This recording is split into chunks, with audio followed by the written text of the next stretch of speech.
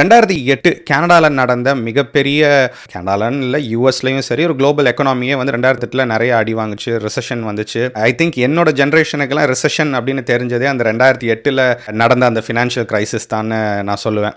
அந்த டைமில் bank of Canada கவர்னராக மார்க் கார்னியை உட்கார வச்சாங்க. அண்ட் அவர் கனடியன் எக்கானமிக்கு நிறைய சப்போர்ட் பண்ணியிருக்காரு அப்படின்னு சொல்லுவாங்க.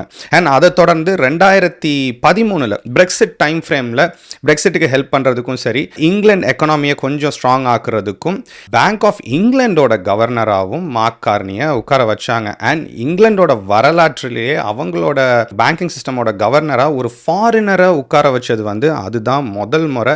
அண்ட் அது மார்க் கார்னிக்கு ஒரு பெரிய பெருமையாக கூட நம்ம சொல்ல முடியும். அண்ட் அதை தொடர்ந்து அவர் யூஎன்ல வந்து ஃபைனான்சஸ் ஹேண்டில் பண்ணியிருக்கிறாரு, கிளைமேட் சேஞ்ச் ஹேண்டில் பண்ணியிருக்காரு. அந்த மாதிரி பெரிய பதவிகளில் அவர் இருந்துட்டு வந்தவர் தான் மார்க் கார்னி. அண்ட் இப்போ கனடாவுக்கு பிரைம் மினிஸ்டராகவும் இருக்கார். அண்ட் அவர் வந்து ஒரு மாதம் தான் ஆயிருக்குன்னு சொல்லலாம். அதுக்குள்ளேயே வந்து ஸ்னாப் எலெக்ஷன் அப்படின்னு சொல்லுவாங்க, குவிக்காக ஒரு எலெக்ஷன் வச்சுருவோம் அப்படின்னு சொல்லிட்டு. அதுக்கு ஒரு முக்கியமான காரணம், ஜஸ்டின் ட்ரூடோ இருந்த வரைக்கும் லிபரல் பார்ட்டிக்கு நிறைய அகேன்ஸ்ட் இருந்தது. மார்க் கார்னி வந்ததுக்கப்புறம் கொஞ்சம் அது எல்லாமே பாசிட்டிவாக சேஞ்ச் ஆக ஆரம்பிச்சிது. ஓகே, அவர் அந்த கார்பன் டேக்ஸ் எல்லாம் நான் எடுத்துருவேன்னு சொல்ல ஆரம்பித்தார். ஹவுசிங்க்கு வந்து ஹெச்எஸ்டி இனிமேல் கிடையாது, அதாவது நியூ கன்ஸ்ட்ரக்ஷன் ப்ராப்பர்ட்டிஸ் வாங்கினீங்கன்னா ஹெச்எஸ்டி அப்ளை ஆகும், அதையும் வந்து நான் தூக்க போகிறேன் அப்படின்ற மாதிரிலாம் கொஞ்சம் அதிரடியான மக்களுக்கு ஃபேவரபிளான கொஞ்சம் பாலிசிஸ் எல்லாம் டக்கு நான் கொண்டு வருவேன் அப்படின்னு சொல்லிட்டு உடனே எலெக்ஷனை அறிவிச்சிட்டாரு.